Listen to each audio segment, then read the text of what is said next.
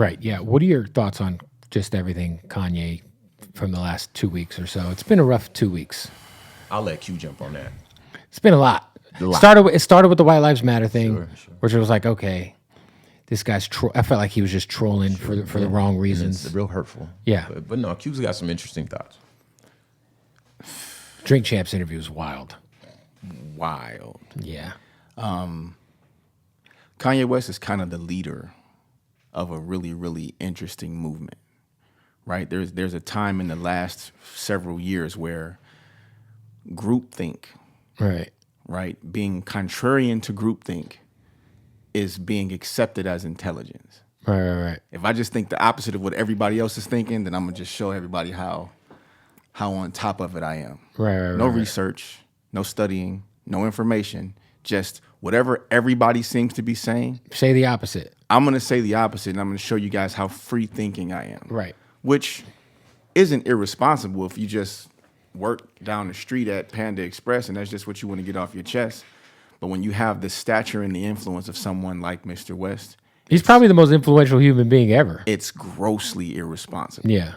And if you've noticed, he's developed a bit of a zealot following where in their minds, he can't do or say anything wrong, even if it's blatantly and flagrantly untrue.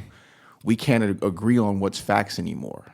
I think people are just more likely to forgive Kanye because they love his music so much. Yeah, there's that. And they love his shoes, but I feel like that only goes so far, and I think he might have hit that. He might have hit that wall of like people. He has some people with him though, Kev, that want to also be viewed as leaders in the free thought space, right? And they think that by again just bucking the trend, whatever I'm contrarian about in my circles and on Instagram and on Twitter, I can be viewed as free thinking and of a higher level of intelligence just by saying the opposite of whatever is popular accepted opinion, even when popular accepted opinion is based on fact. Right. I'm just going to say the opposite so I can show you guys how woke and learned I am. Right. And he's the leader of that school. And yeah, he really, really is, as you can see. I think he's kind of spinning out of control, with trying to come across as a leader. It's pretty wild. Well, because technically he is a leader. The problem is he doesn't carry himself like he has those responsibilities. Yeah. And like, I think that some of the anti-Semitic shit he's saying is crazy. It's so hurtful. It's just wild. Yeah.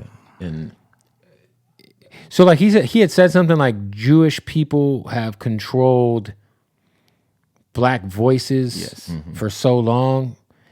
And if you feel that way, can't you just say, black people, it's time we start controlling our voices without mentioning someone else down. Yes. without mentioning another?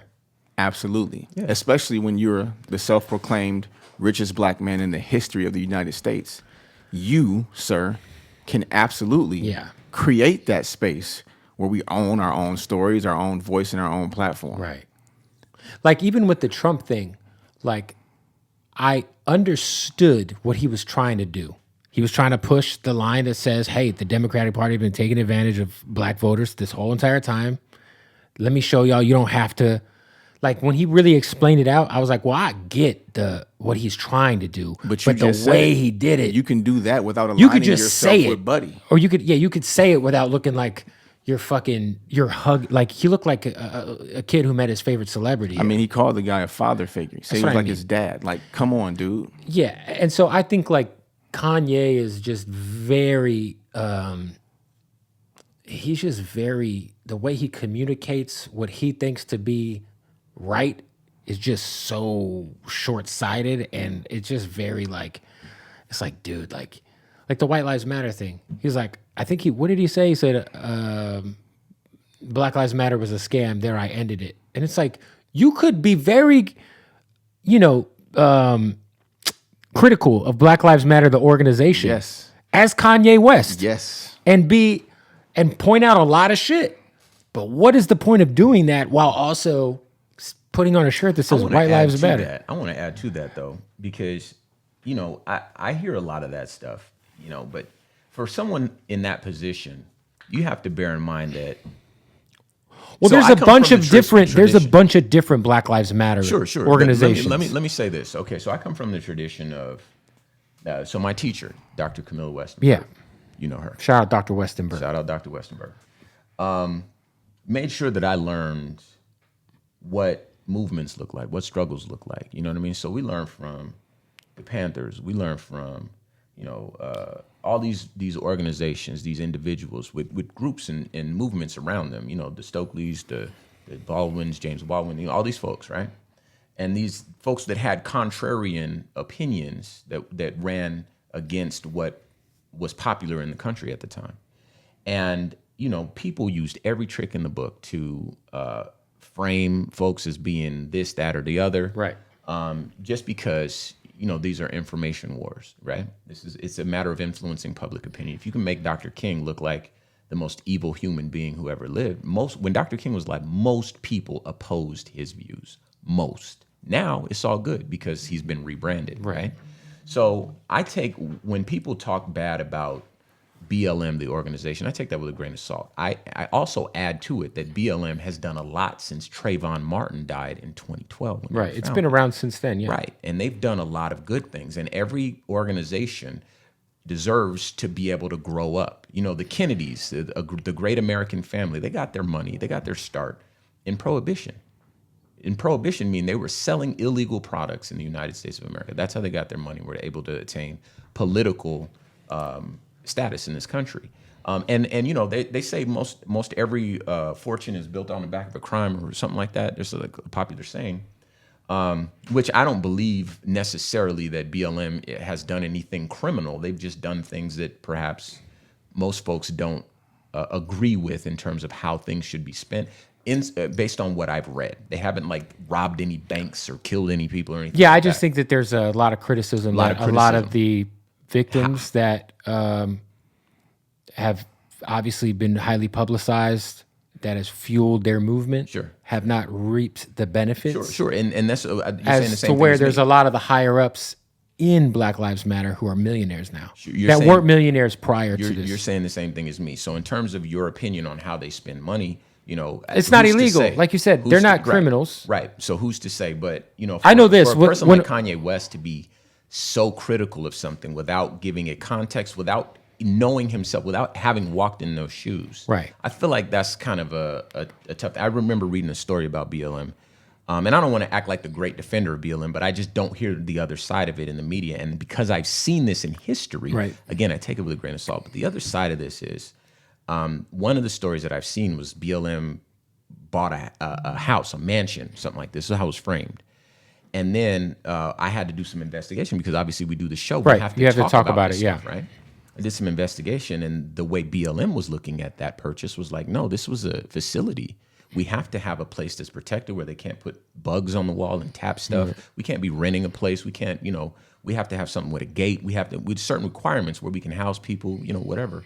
And this place afforded us all of these things that we needed. And so this was a reasonable purchase for a business like ours, or for a movement organization like ours. Right. And for anyone else that had an opinion prior to reading that article, they would look at it like, oh, okay, of course, these black people got this money and now they're spending it. They're throwing parties or whatever. And that's the way the article framed it. But when you dig it one layer deeper, ask one person a question, and you get the little bit more context. You're like, okay, that makes sense. It's entirely reasonable. And it's not this nefarious operation. And so again, Kanye West or whoever else who has been critical, but this is the person we're talking about right now, him saying these things, again, is very hurtful because it's very easy to support someone black. If you're the same Kanye West who goes on the news and says George Bush doesn't care about black people, these are my people out here. When my people go in the store, they say that they're looting, but when it's white people that go into the store, this is about Katrina, him talking about Katrina. Right. When white people go in the store, they're getting supplies because they're desperate. When my people go in the store, they're looting. Kanye West said that. Right. And then he said George Bush doesn't care about black people. I remember watching that. Yeah. I remember watching that. So if that's the same person who can give a little bit of grace and understanding and context to a conversation, for him to then take it all away from BLM, who's been active on the street. I haven't seen Kanye West in any protest. Clearly not the same person, though. But yeah, sure. But I'm holding him to that standard that he set for himself, right? I've seen BLM since 2012. I've been at the library Right. with these people in small little meetings with Dr. Westenberg because I'm the person on the radio in my city. And there's very like localized chapters of Sure, yeah. So there's like a Black Lives Matter LA, there's a Black Lives Matter Phoenix, Metro, there's a yeah. Black Lives Matter Shout out Memphis. Zara, there's- Mimi, Kiki, so all of those are Keisha. very like separate from I think you can't just paint the whole thing with one brush. Right. But I do think that in the same way we were talking like Candace Owens is capitalizing off of everything. She's looking at it through. I think a lot of people are doing it on the other side too. Sure.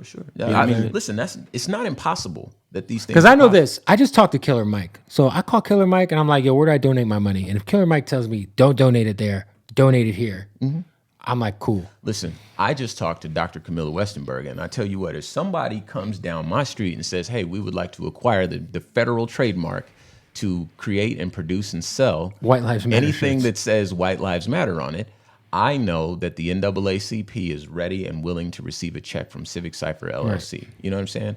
And then I know some people, like you said, there are local chapters, the people that I've seen do the work, the people that inspired Civic Cipher. There's a woman named Zara Tacola. You know, I love her to death. She's my shero. You know, what she's doing, she has a 501c3. They do grassroots work in Arizona. And, you know, nationally, she has a national profile. I would love to donate money to her because I believe in her Because you mission. know her. I was going to say, if people want to help out, how do they vet where they should put their money? Well, you can start by donating to Civic Cipher. You can hit civiccipher.com because we are on it. You know, Okay. I risked my whole career to bring some, like I was the man, I was doing my thing. You know what I'm saying? Yeah. Kevin, I'm telling you like I got to convince you, but you know, we was there together, right? But yeah, we have a segment on our show called Baba, Become a Better Ally, right? It comes from one of the African languages, it means father as well. So sort of a reference to like guidance or whatever. Right. Become a better ally. And that segment, we often talk about the NAACP, right? So it's the oldest, most established organization that moves in such a way to try to create more opportunities and more political strength for impoverished communities, Black and brown. You know, Right. I do. We do believe in unity between all marginalized groups of people. So you hear me say Black and brown a lot. But I also mean, you know, our AAPI brothers and sisters. I mean our Native brothers and sisters, Indigenous brothers and sisters, our LGBTQIA plus brothers and sisters. Anybody, if You nailed it. If you were born, if you feel like you were born with a Yeah. strike against you, and you want to join a movement where love is at the center of the conversation, where we are trying to make sure everybody has a voice and is heard and is protected, and there's equality. As far as we can take that, then that's the movement that you want to be on. And we didn't ask to be in this position again, you know, with all these stations carrying our message around this whole entire country. But now that we're here, there's an even greater responsibility to be true to it. And, you know, if they bury my sons carry me on my last day and they bury me in the ground, and the last thing I did was record an episode of Civic Cipher, I'd still say this was a life well lived.